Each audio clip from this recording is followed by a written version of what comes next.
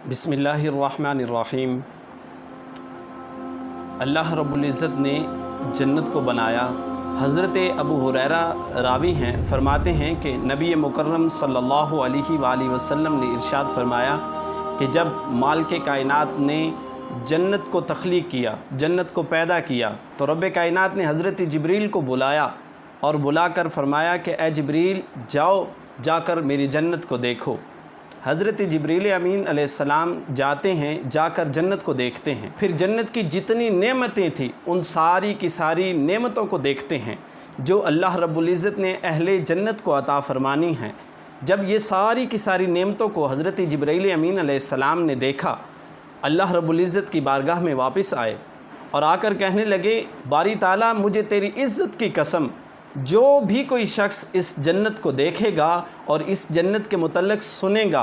अल्लाह रब्बुल इज़्ज़त को कहने लगे जिब्रील अमीन के मालिक कायनात जब भी कोई इस जन्नत के बारे में सुनेगा, हर एक ये कोशिश करेगा कि वो इस जन्नत के अंदर दाखिल हो।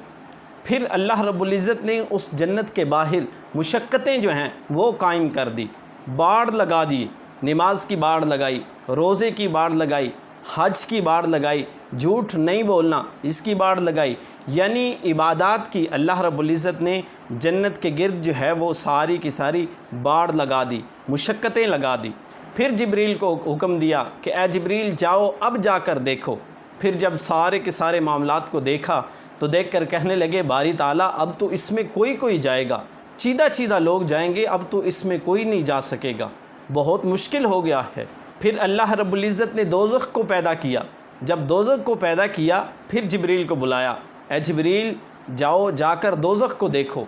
हज़रत जिब्रील अमीन अलैहिस्सलाम जो हैं वो दोज़ख को जाकर देखते हैं, वापस आते हैं, आकर कहते हैं, बारी ताला इस दोज़ख के तो कोई करीब भी नहीं जाएगा, यानी इसकी तरफ कोई भी जाने की ख्वाहिश नहीं करेगा।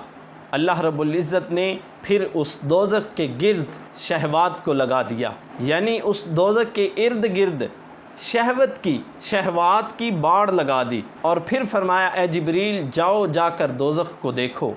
हज़रत जिब्रील अमीन अलैहिस्सलाम जाते हैं, जाकर दोज़ख को देखते हैं। हज़रत जिब्रील अमीन वापस आए, आकर कहने लगे, बारी ताला मुझे तेरी इज़्ज़त व जलाल की कसम, अब तो कोई शख्स ऐसा नहीं होगा जो इसमें दाखिल हुए बग़ैर रह सके। यानी अल्लाह रब्बुल इज़्ज़त ने दोज़ख के गिर्द शहवात की बाड़ को लगाया और जन्नत के गिर्द जो है वो इबादत की और मुशक्क़तों की बाड़ को लगाया।